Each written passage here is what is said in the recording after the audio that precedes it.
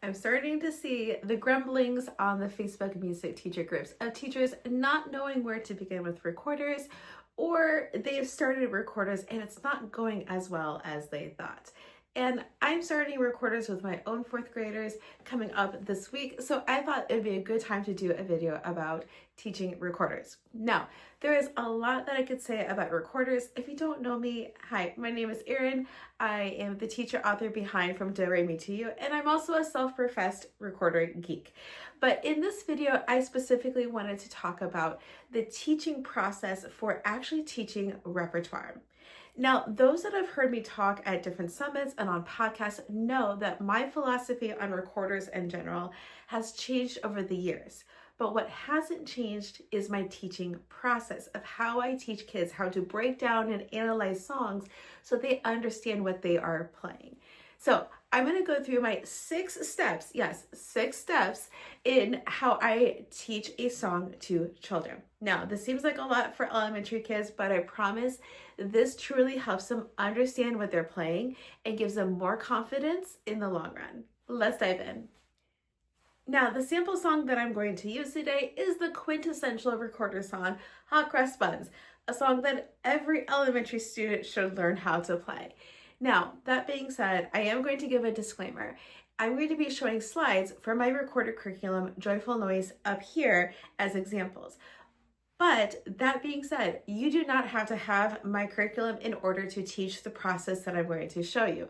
I have used this process long before I made the fancy schmancy slides. I just use a lot of dry erase markers on my board. But if you would like to get the sample lesson that I'm going to show you here, I will have it linked down below. It's free for you guys. And if you want the full curriculum, I will also add a link down below as well. But let's get started. Step number 1 is to sing the song. Now, most of the songs that I have my recorder students learn how to play are folk songs, and about half the time they're songs that they learned earlier in 1st, 2nd, maybe 3rd grade when we're learning different rhythm or solfege concepts. And that's really nice if they can take a song that they've already learned and apply it to something new. So some years I do teach Hot Cross Buns in 3rd grade as a quick way to review Do Re Mi. And these 4th graders actually did do Hot Cross Buns last year. So I am sure that if I put up the words, they'll say, oh yeah, I remember this song. And it's really quick to sing. Either that or I'll teach it by rote. But if you don't know the song, you should know the song. It goes like this. Hot cross buns, hot cross buns. 1 a penny, 2 a penny, hot cross buns. Now, that being said, hot cross buns at my grocery store are literally over $1 a piece. Inflation. What are you going to do? After step number 1 of singing the song comes step number 2 of reading the rhythm. Now, with reading the rhythm, I have the rhythm up on the board, or actually I have the whole song up on the board, but I have them clap and say the rhythm. Sometimes before we do that, I'll have them analyze the song a little bit more. I might say, hey, in the song, are there any quarter notes? Yep, there are. Are there any paired eighth notes? Yeah, there are in one measure. Are there any half notes? Yeah, I see 3 of them. Are there any rests? Not in this song. And then we clap the rhythm. And you can use any rhythm syllable system that you use. Ta, ta, tu, ta, ta, tu, ta-dee, ta-dee, ta-dee, ta-dee, ta, ta, tu. Now, after we clap the rhythm, I want them to look for any patterns. Are there any measures that are the same? And hopefully they notice that measures 1, 2, and 4 all have the same rhythm, and measure 3 is different. And then I color code them. And if you don't have the fancy slides like I do, I would just do brackets with dry erase markers. That's what I did for years. Step number 3 is to read the note names and see if those patterns are still the same. Now, here's my hot take. I am okay with writing in note names, at least in the beginning. And hear me out. I used to be adamant that we never write in note names, and I never let the kids write in note names in their own music. But my philosophy has changed on that over the years, because on the elementary level, when we see every single student, that means we see the high ability kids that definitely don't need the notes written in, And we also see the kids who also have processing disorders, or maybe are a year or two behind in reading. And we want to make sure that those kids feel just as confident and successful as your high ability kids. I'm not training the next set of professional recorder players. I want them to feel musical. So in the beginning, I do put in note names. It's not going to hurt the kids that already know how to read music, but it is going to give the other kids a boost of confidence and help them visually see the patterns where they may not notice or understand the patterns without the note names written in. So we'll go through and we'll sing the note names like this. B-A-G, B-A-G, G-G-G-G, A-A-A-A, B-A-G. And then I ask them, are those patterns the same? Are my yellow measures all the same, or is it anyone that's different? And in this case, they are all the same. That's not always the case with every song that we do. Now that we see where those patterns are and that they are still the same, then we sing it again, this time without the note names. I want to give the kids the confidence of being able to read without the note names. We just use the note names in the beginning. Now, I may, if there are spots where the kids struggle, I may write in a note name. I will definitely make sure that they know where we start. And in this case, this is usually the first song that I teach that has a B in it. If you don't know, I start on G and E and then add A and then add B.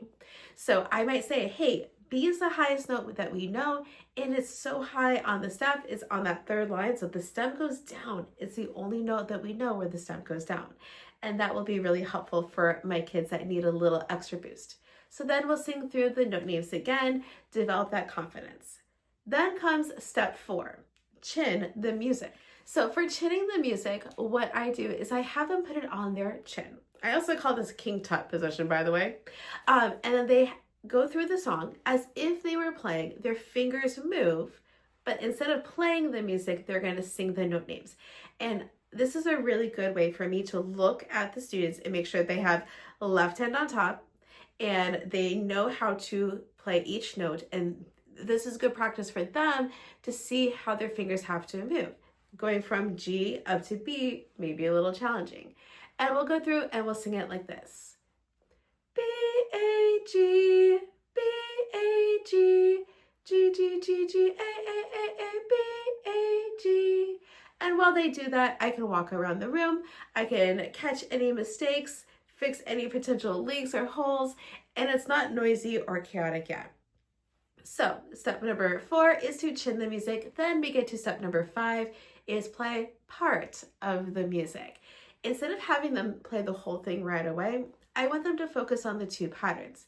Now, the nice thing about this song is that there are 3 measures that are the same, 1 measure that's different. So I can tell the students, you learned 1 of those measures and you know 75% of the song. That makes students feel a little bit more confident than knowing that they have to play or learn 4 measures. So in this case, I may say, hey, I want you to play the yellow measures and I'll play the blue measure. Okay, so they're playing the B, A, G, and I'm responsible for G, G, G, G, A, A, A, A. Now, what I haven't taught them yet is how to go from one yellow measure to the next. So I'll even show them, ooh, my yellow measure ends on G and then starts on B. What do I have to do to get from G to B? I have to lift up 2, and I'll have them practice that a little bit. And then they'll play the yellow measures. I'll play the blue. B, A, G, B-A-G, B-A-G. And then I have them do the reverse, where I play the yellow and then they play the blue measure. All right, so step number 5 was to play parts of the song. Now we get to step number 6 and put the whole song together. So now we have analyzed the rhythm, we've analyzed the pitches, we've looked for all the patterns, we've broken it down. So hopefully the kids feel more successful in the long run. And then we try to put it together. Sometimes it goes really smoothly, sometimes it's a little rough, but it should sound somewhat like this.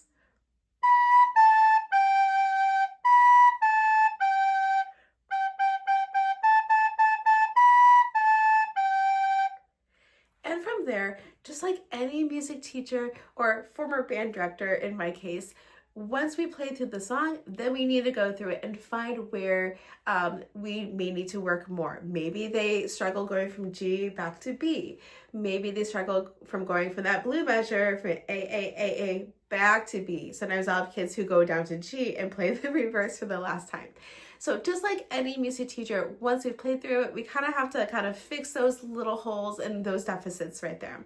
And then we're not done with the song. The next time I see the kids, we're going to review the song again. Now, I don't need to go all the way back to the beginning. Maybe I just go to chin position and we review the note names and the fingers at the same time. B, A, G. You get the idea. From there, the second time you see your kids playing this song, they should feel a lot more confident.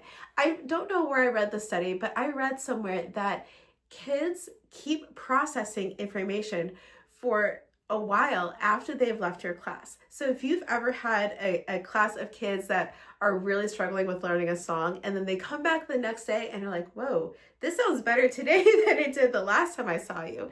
That's because their brains are still processing that information, even once they have left your class. So the second time I see the students, they infinitely sound more, they infinitely sound better. And from there are so many things that we can do.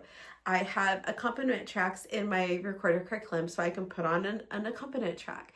I can put kids on xylophones and play different board tunes to accompany the students. Some of the songs we do have games that go along with the song.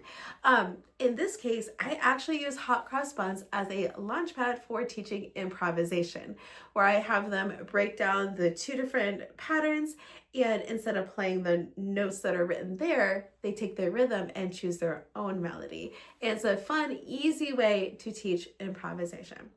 So that is my teaching process for recorders. Again, step number 1 is to sing the song. Step number 2 is to read the rhythm and find the patterns. Step number 3 is to read the note names and analyze the patterns. Step number 4 is to chin the music. Step number 5 is to play parts of the song. And step number 6 is to put the song all together. Now, again, if you want to get my free sample of hot cross buns using the slides that you saw up here, you can click down below and I will send them right on to you. And if you like what you saw and want to use this whole curriculum as well, I have that link down below. And as always, make sure you hit like and subscribe so you can get notifications when the next video comes out. And as always, happy musicking. Bye.